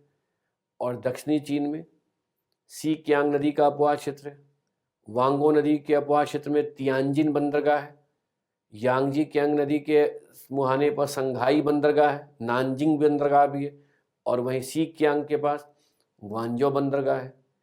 एक नदी येलो सी के पोहाई की खाड़ी में गिरती है, तो यांगजी क्यांग ईस्ट चाइना सी में, तो सी क्यांग साउथ चाइना सी में गिरती है। ठीक है, सबका यह जो है, जो चीन का ग्रेट प्लेन ऑफ चाइना कहते हैं लोग, है यह जो चीन का मैदानी क्षेत्र है, यहाँ पर चीन की 70% से भी अधिक आबादी रहती है, यानी अधिकांश जनसंख्या इसी क्षेत्र में रहती है। और अधिकांश जनसंख्या इसी क्षेत्र में रहती है। नदी का अपवाह होने के कारण जो नदी बेसिन के आसपास के मैदानी क्षेत्र हैं, उनका कृषि की दृष्टि से अधिक महत्व भी है।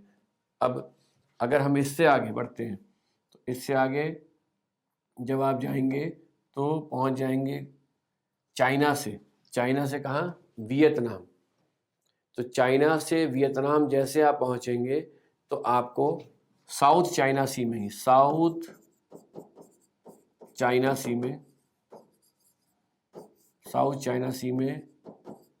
टोंकिंग की खाड़ी नजर आ जाएगा, जहां पहले जा चुके हैं। देखिए, इसी टोंकिंग की खाड़ी में वियतनाम की राजधानी हैनोई है या नहीं है। अगर हैनोई पहुंच गए तो ध्यान से देखिए, हैनोई जो है, जहां पर हैनोई है वहां से कोई रेड या होंग नदी, रेड नदी, अगर फिजिकल और पॉलिटिकल मैप देखेंगे दोनों नाम आपको मिल जाएगा कि क्या कोई रेड या होंग नदी हैनोई से होते हुए दक्षिणी चीन सागर के टोंकिंग की खाड़ी में गिर रही है कि नहीं गिर रही। अगर आप सही जगह पहुंच गए तो इस नदी के मुहाने से देखिए, यहाँ हैनोई है, यहाँ से होते हुए अगर आप रेड नदी के स्रोत की तरफ बढ़ेंगे तो आपको ये भी स्पष्ट हो जाएगा कि यह नदी जो है चाइना से आती है। तो चीन से निकलने वाली रेड नदी वियतनाम के जिस मैदान से होकर जाती है उसे टोंकिंग का मैदान कहते हैं। टोंकिंग प्लेन से या टोंकिंग के मैदान से होते हुए दक्षिणी चीन सागर के टोंकिंग की खाड़ी में गिरती है। टोंकिंग की खाड़ी में गिरती है। सारी बातें मैप देखकर स्पष्ट हो जाएगा। स्रोत वगैरह पर दिमाग नहीं लगाना है अभी आपको, अनावश्यक तथ्यों को नहीं तैयार करना है। हाँ, ये इंपॉर्टेंट है कि इस नदी के मुहाने के समीप वियतनाम की राजधानी हैनोई अवस्थित है। अब कई नदियों का नाम मिल जाएगा, इधर से देखिए ब्लैक रिवर आ रही है, इधर से लो रिवर आ रही है, तो इन सबको बहुत ज़्यादा मैप में देखने को मिल गया तो एक बार देख लिए। तो अब कहाँ पहुँच गए, वियतनाम। अब वियतनाम में ही आप अगर हैनोई से होते हुए साउथ की ओर मूव करेंगे, तट के साथ, तो साउथ की ओर मूव करते ही आपको जो नदी नजर आएगी वह है, एक तो पहले बंदरगाह दिखाई देगा वियतनाम में ही, वियतनाम में सबसे पहले आपको हो ची मिंच सिटी नजर आएगा, हो ची मिंच सिटी, जिसका पुराना नाम है सैगोन। यदि आप सही जगह पहुंच गए तो यह वियतनाम का एक ऐसा बंदरगाह है जहां दक्षिण पूर्वी एशिया की सबसे लंबी नदी मेकोंग नदी, सबसे लंबी नदी यानी मेकोंग नदी डेल्टा बनाती है। यहीं से होते हुए मेकोंग नदी दक्षिणी चीन सागर में गिरती है। अगर आप मेकोंग नदी के मुहाने के पास पहुंच गए हैं तो अब इस नदी के मुहाने से होते हुए अगर आप कहाँ जाएंगे, वियतनाम से कंबोडिया, तो ध्यान दीजिएगा कंबोडिया की राजधानी है नॉम पेन, जिसमें ये पी साइलेंट है, यहाँ पी साइलेंट है, नॉम पेन बोलते हैं। तो ये नॉम पेन इसी मेकोंग नदी के तट पर नदी बेसिन क्षेत्र में अवस्थित है। यहाँ से कंबोडिया के मैदान से होते हुए अगर आप आगे बढ़िएगा तो देखिए ध्यान से, यह नदी मेकोंग नदी क्या लाओस और थाईलैंड के मध्य राजनीतिक सीमा बनाती है कि नहीं? अगर ये नदी लाओस और थाईलैंड के मध्य राजनीतिक सीमा बनाती है तो आप सही रास्ते पे चल रहे हैं। फिर आगे जाइएगा तो आपको ये भी स्पष्ट हो जाएगा कि मेकोंग नदी निकलती चाइना से निकलने के बाद, यानी मेकोंग नदी का स्रोत कहाँ है? चाइना से निकलने के बाद ये म्यांमार में के थोड़े से क्षेत्र में प्रवेश करती है, फिर वहां से लाओस थाईलैंड की सीमा से होते हुए कंबोडिया के मैदान में प्रवेश करती है। जहां इस नदी के तट पर कंबोडिया की राजधानी नॉम पेन अवस्थित है। इसके बाद यह नदी वियतनाम के हो ची मिंच सिटी से होते हुए दक्षिणी चीन सागर में गिरती है। यह दक्षिण पूर्वी एशिया की सबसे लंबी नदी है। इस नदी के द्वारा निर्मित डेल्टाई मैदान जो हो ची मिन सिटी के पास है, जो डेल्टाई मैदान है, उसे rice ball of South East Asia कहते हैं। दक्षिण पूर्वी एशिया में चावल का कटोरा कहते हैं। यानी दक्षिण पूर्वी एशिया में जितनी नदियों का अपवाह होता है वो सभी क्षेत्र चावल की कृषि की दृष्टि से महत्वपूर्ण है।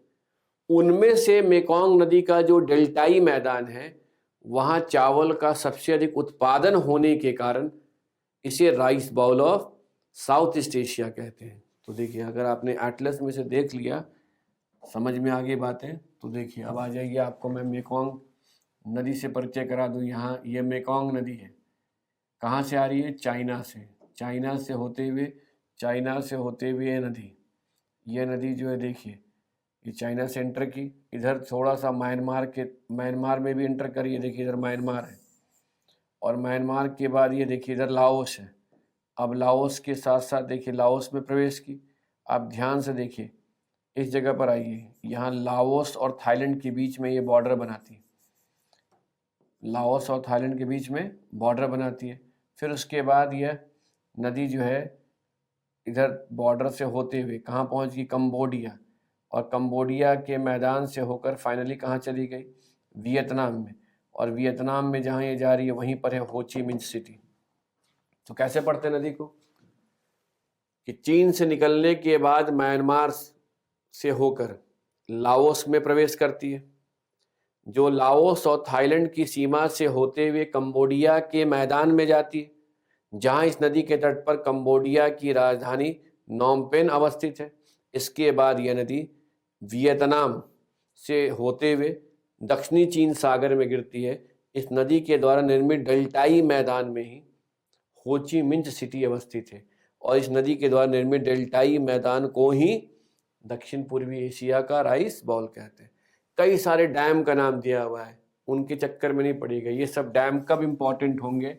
जब किसी कारण से यह डैम न्यूज में आपको पढ़ने को मिले, इसका कोई अंतर्राष्ट्रीय स्तर पर महत्व बढ़ जाए, तो आप अपने आप वो करंट का एक लोकेशन हो जाएगा, तो उसको ऐड करना है।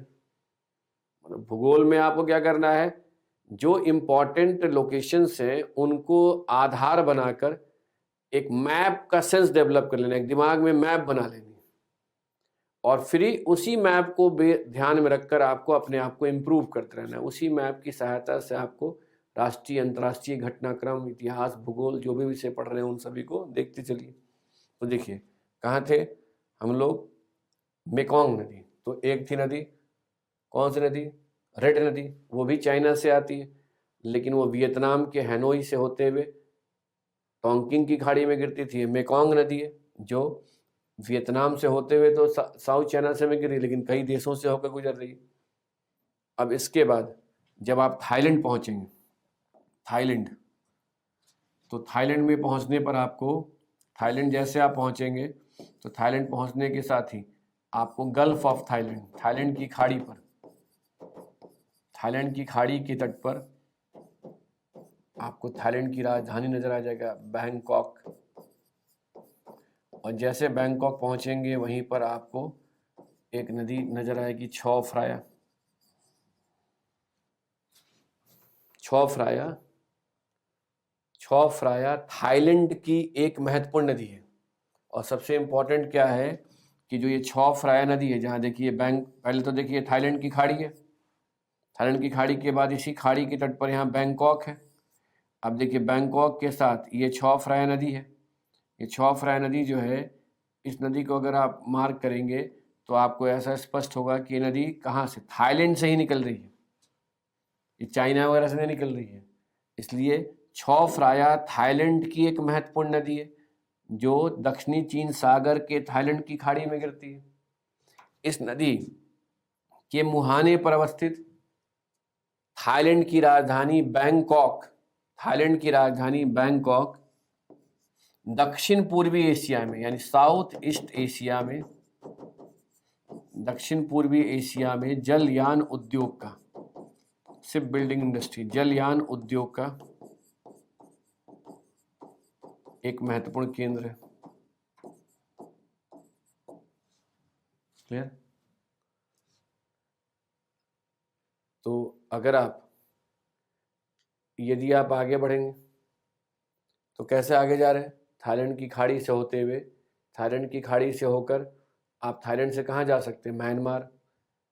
तो हम लोग कहाँ से चलना स्टार्ट किए थे, अगर हम एशिया में साइबेरिया के रीजन से लोकेशन को रिव्यू करते हुए, फिर से उसको विजुलाइज करते हुए, रिकॉल करते हुए यहाँ तक आते हैं, तो कह सकते हैं ओब, येनिशी, लेना, कोलियामा और अमूर नदी को क्रॉस करने के बाद ही हम लोग चाइना पहुँचे थे, जहाँ वांगो नदी, यांगजी कियांग नदी, शी कियांग नदी बेसिन से होते हुए हम लोग वियतनाम के रेड नदी के अपोहा क्षेत्र में आए थे, रेड या होंग नदी। उसके बाद हमने दक्षिण पूर्वी एशिया की सबसे लंबी नदी मेकोंग नदी को देखा। फिर मेकोंग नदी के बाद अभी हम थाईलैंड की छो फ्राया नदी के अपोहा क्षेत्र में, बैंकॉक के पास है। अब यहाँ थाईलैंड से अगर हम पश्चिम की ओर जाएंगे तो अपने पड़ोसी देश यानी म्यांमार पहुँच जाएंगे। और म्यांमार में देखिए, अगर म्यांमार की बात करें तो सबसे पहले म्यांमार में एक पठार भी आपको देखना है, सान प्लेटू, जो थाईलैंड और म्यांमार की सीमा के पास, यहीं इसी के पास इस पठार से एक नदी होकर जाती है, साल्विन रिवर, साल्विन नदी। और ये साल्विन नदी जो है जिस खाड़ी में गिरती है वह है गल्फ ऑफ मर्तबान। मैं उम्मीद करता हूँ कि आप पहले मर्तबान की खाड़ी को एटलस में देख चुके हैं। मर्तबान की खाड़ी जिस सागर का भाग है वह है अंडमान सागर। और वहीं अगर आप इस साल्विन नदी को क्रॉस करते हैं, इसी म्यांमार में साल्विन नदी को क्रॉस करेंगे तो एक पर्वत है पेगुयोमा,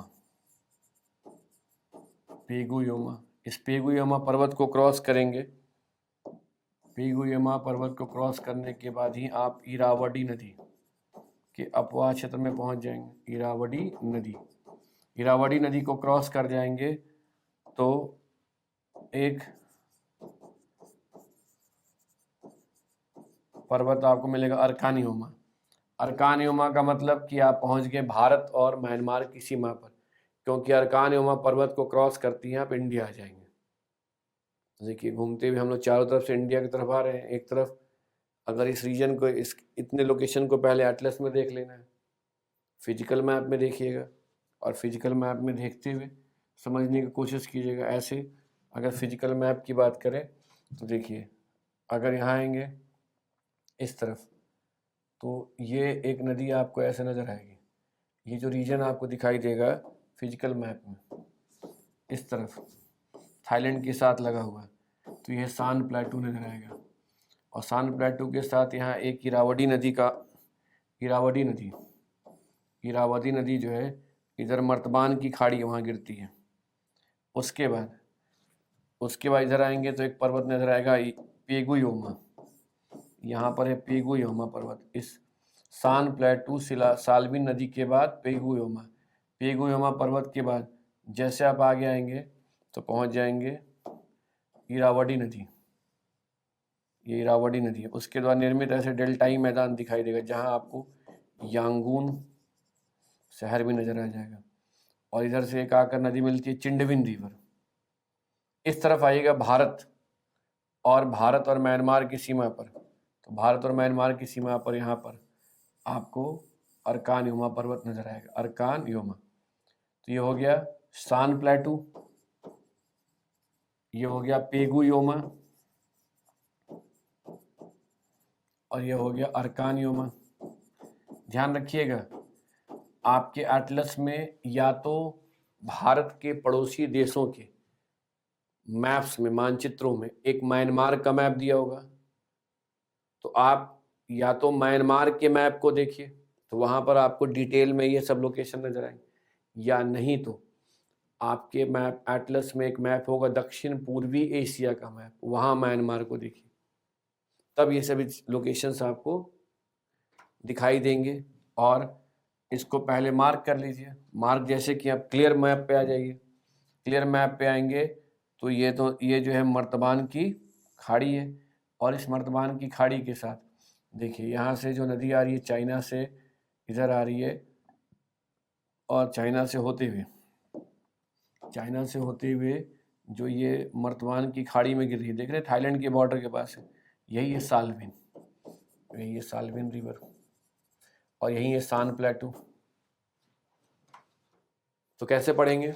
साल्विन नदी चीन से निकलने के बाद म्यांमार के सान पठार से होते हुए अंडमान सागर के मर्तबान की खाड़ी में गिरती है। इस नदी का अपवाह म्यांमार और थाईलैंड की सीमा, इस नदी के अपवाह क्षेत्र का संबंध म्यांमार और थाईलैंड की सीमा से।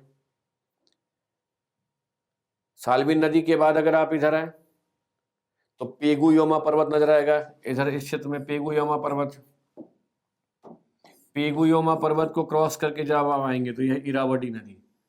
तो चीन से निकलने वाली इरावदी नदी म्यांमार के ठीक मध्य से, देखिए मिड एकदम बीच के क्षेत्र से होकर गुजरती है, मध्य से होते हुए अंडमान सागर में गिरती है। इस नदी के द्वारा निर्मित डेल्टाई मैदान को म्यांमार का राइस बाउल कहते हैं, यानी राइस बाउल ऑफ म्यांमार कहते हैं। म्यांमार का चावल का कटोरा कहते हैं। इरावदी नदी की एक महत्वपूर्ण सहायक नदी है चिंडविन, तो कह सकते हैं चिंडविन इरावदी नदी की एक महत्वपूर्ण सहायक नदी है। इरावदी नदी के तट पर ही मैंडले शहर अवस्थित है। इरावदी नदी के डेल्टाई क्षेत्र में ही यांगून, इसके डेल्टाई मैदान में ही यांगून बंदरगाह अवस्थित है। इरावदी नदी पेगुयोमा पर्वत को अर्कानयोमा पर्वत से अलग करती है, यानी अर्कानयोमा और पेगुयोमा पर्वत के मध्य में निर्मित मैदानी क्षेत्र से होकर इरावदी नदी कहाँ गिरती है? अंडमान सागर में। अब जैसे ये आपने देखा, तो अब देखिए मैं कैसे पढ़ रहा हूं। चीन से निकलने वाली इरावदी नदी पेगुयोमा और अर्कानयोमा पर्वत के मध्य निर्मित मैदानी क्षेत्र से होते हुए अंडमान सागर में गिरती है। चिंडविन इसकी एक महत्वपूर्ण सहायक नदी है। यह म्यांमार के इरावदी म्यांमार के ठीक मध्यवर्ती क्षेत्र से होकर गुजरती है। इस नदी के द्वारा निर्मित डेल्टाई मैदान को म्यांमार का राइस बाउल या चावल का कटोरा कहते हैं। क्लियर हो गया? ऐसे मैं आपको पढ़ते जैसे मैं पढ़ रहा हूं, पहले वैसे आप सोचिए। जब आप सोच ले रहे हैं तो पेन उठाइए, कॉपी उठाइए, लिख कर देख लीजिए। ये तरीका है। अब यहाँ से देखिए, यहाँ से अगर आप यहाँ से यदि आप आगे बढ़ेंगे, दक्षिण पश्चिम एशियाई देश की अगर हम बात करें इस रीजन में, तो जैसा कि हमने कहा था कि ईरान, इराक, कुवैत। तो अब यहाँ अगर आपने मैप को माइन्यूटली देखा होगा तो ध्यान रखिएगा, कुवैत जो है इसकी सीमा सऊदी अरब को टच करती है, इराक को टच करती है, ईरान को टच नहीं करती है अगर नज़र आ रहा है, और टच करती है तो बहुत ही छोटे से क्षेत्र में। तो कहेंगे फारस की खाड़ी की तट पर तो है। जब आप यहाँ आएंगे तो दो नदियाँ हैं, एक इधर से आती है टिग्रिस, इधर से आती है यूफ्रेट्स, जिसको लोग दजला फरात भी कहते हैं। तो देखिए मैप में टिग्रिस, दूसरी नदी कौन सी है? यूफ्रेट्स। टिग्रिस और यूफ्रेट्स, इन दोनों नदियों में जो टिग्रिस नदी है इसके तट पर इराक की राजधानी बगदाद अवस्थित है या नहीं, और जहां टिग्रिस और यूफ्रेट्स आपस में मिलती है उसके समीप कोई अल बसरा नाम का शहर अवस्थित है कि नहीं? अल बसरा नाम का अगर शहर अवस्थित है, और ये दोनों नदियां आपस में मिलने के बाद ये भी नोटिस कीजिए कि फारस की खाड़ी में पर्शियन गल्फ में गिरती है कि नहीं? पर्शियन गल्फ में गिरती है कि नहीं? इतनी बातें, यानी बगदाद, अल बसरा, पर्शियन गल्फ, टिग्रिस और यूफ्रेट्स नदी, इनको आपको मार्क कर लेना है। और मार्क करेंगे तो टिग्रिस और यूफ्रेट्स नदी के द्वारा निर्मित, देखिए यह है यूफ्रेट्स नदी। अगर हम यूफ्रेट्स नदी की बात करें तो जो यूफ्रेट्स नदी है, और इधर से आ रही है टिग्रिस नदी, ये टिग्रिस नदी है। जहाँ ये मिल रही है वहीं पर अल बसरा है, उसके बाद ये नदी फारस की खाड़ी में गिरती है। टिग्रिस नदी और यूफ्रेट्स नदी की अगर हम बात करें, इन नदियों के द्वारा निर्मित मैदान को, इन नदियों के द्वारा निर्मित मैदान को मेसोपोटामिया का मैदान कहते हैं। दक्षिण पश्चिम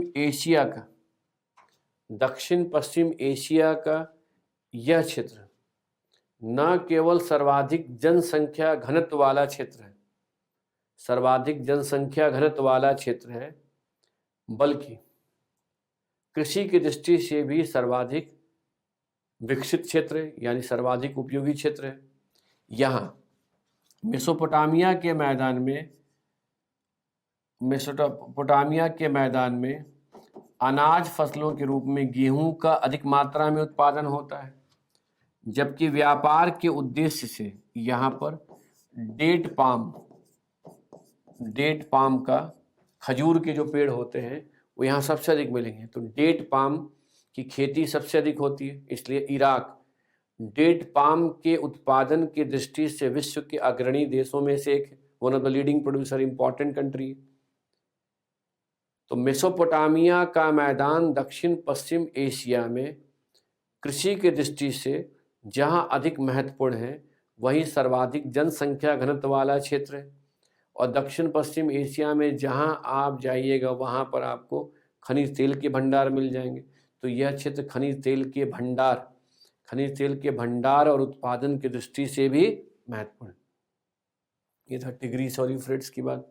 अब देखिए टिग्रिस यूफ्रेट्स नदी, टिग्रिस यूफ्रेट्स नदी की अगर हम बात करें तो टिग्रिस यूफ्रेट्स नदी को जब पॉलिटिकल मैप देखेंगे तो पॉलिटिकल मैप में ये सब जो ये मार्क किए हैं, यहाँ पर तो क्लियर नज़र नहीं आ रहा, लेकिन आपको मैं ये बता दूं कि जैसे मोसूल, किरकुक, इसके पहले भी आपको हमने अल बसरा शब्द से परिचित कराया, किरकुक, अल बसरा, जैसे है बगदाद, बगदाद, ये सब कुछ प्लेस हैं जिनका अपना महत्व है, जिसमें किरकुक और मोसूल, किरकुक और मोसूल खनिज तेल के उत्पादन के महत्वपूर्ण केंद्र हैं। अब देखिए, अब आ जाइए जिससे आप परिचित हैं, सीरिया, लेबनान, इजराइल, यानी इधर है सीरिया, इधर आइएगा अगर इजराइल है, इजराइल है, इधर क्या है, लेबनान है, ठीक है, और इधर आइएगा तो इधर जॉर्डन है। तो अब यहाँ देखिए ये एक नदी है जॉर्डन नदी। अब इस जॉर्डन नदी को अगर मार्क करेंगे तो यह पाएंगे कि यह जॉर्डन नदी, जॉर्डन नदी जो है के क्षेत्र में एक तरफ यहाँ पर आपको डेड सी नजर आएगा, और जॉर्डन नदी के पश्चिम में वेस्ट बैंक है जो अभी भी डिस्प्यूटेड रीजन है, और जॉर्डन नदी के अगर आप डेड सी से नॉर्थ की तरफ जाइएगा तो आपको यहाँ पर सी ऑफ गैलिली दिखाई देगा।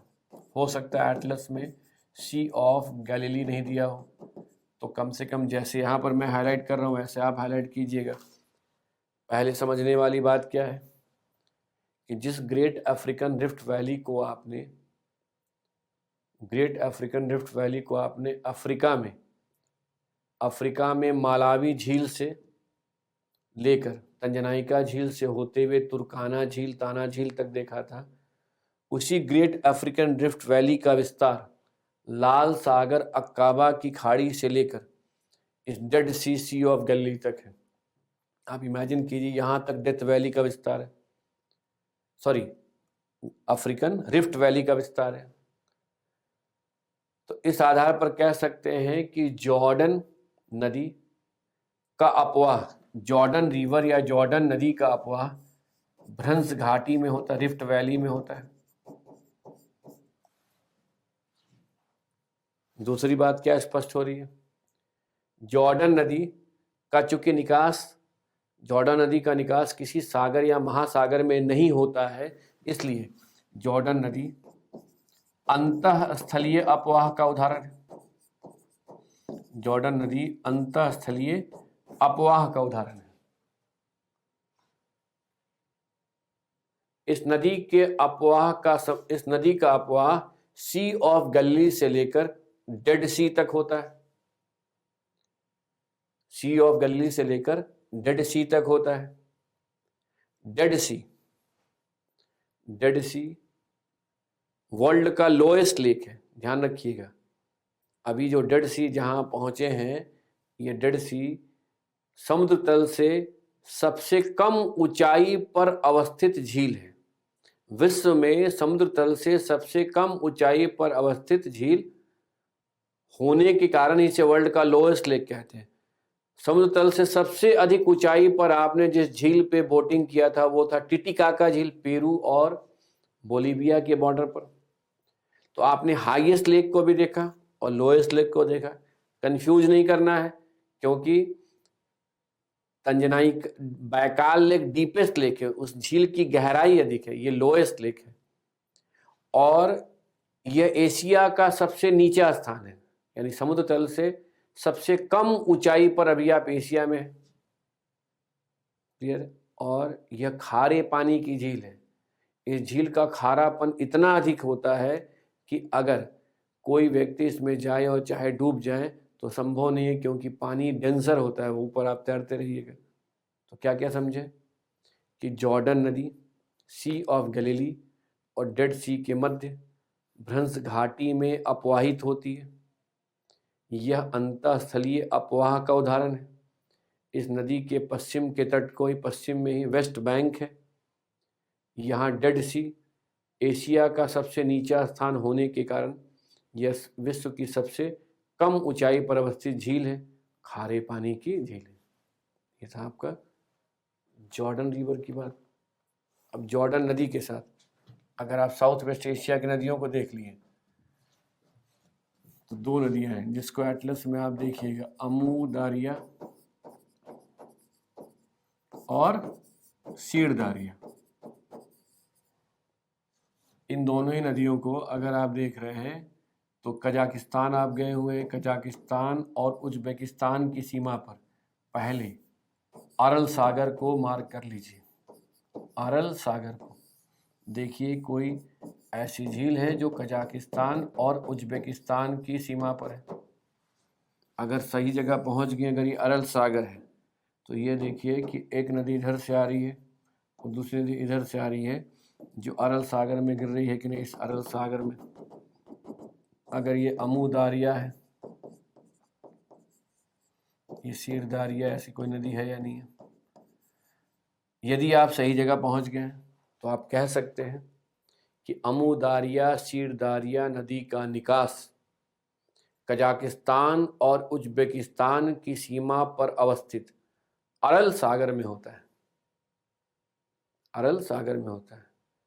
अभी हम लोग झील के बारे में बातें नहीं कर रहे हैं, लेकिन फिर भी जान लीजिए क्योंकि नेक्स्ट डिस्कशन में आप इसे रिवाइज कर पाइएगा। अभी आप जिस झील को देख रहे हैं ये विश्व की चौथी सबसे बड़ी झील है।